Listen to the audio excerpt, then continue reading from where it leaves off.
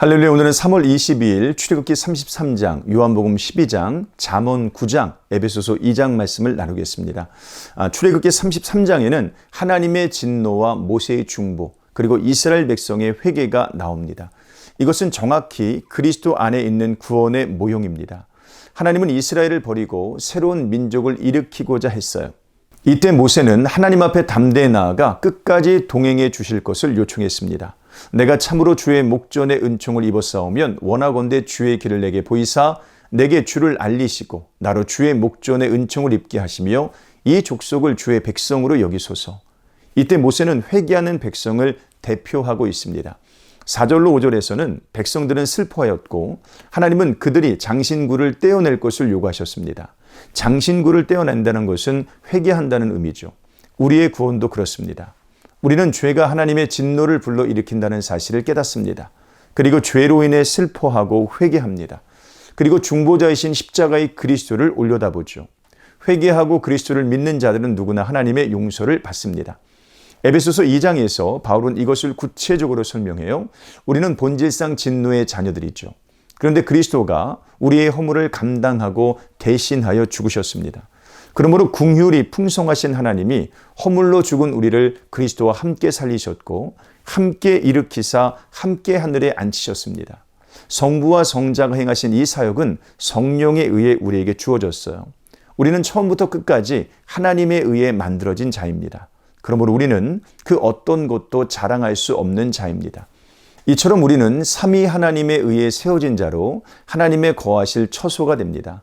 그리스도 안에서 부르짖음을 받은 모든 사람들은 서로 연결하여 함께 지어져 갑니다. 이것이 구원입니다. 구원의 시작과 과정과 끝은 모두 하나님 중심입니다.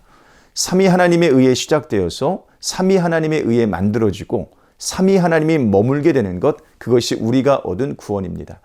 요한복음 12장은 이 구원의 주인이신 그리스도를 계속해서 소개하죠. 나사로를 살리신 예수님께 그의 여동생 마리아가 귀한 향수를 드립니다. 이것은 그리스도의 죽음을 준비하는 헌신입니다. 예루살렘에 입성할 때는 수많은 사람들이 환영합니다. 이것은 왕 대신 그리스도를 보여줘요.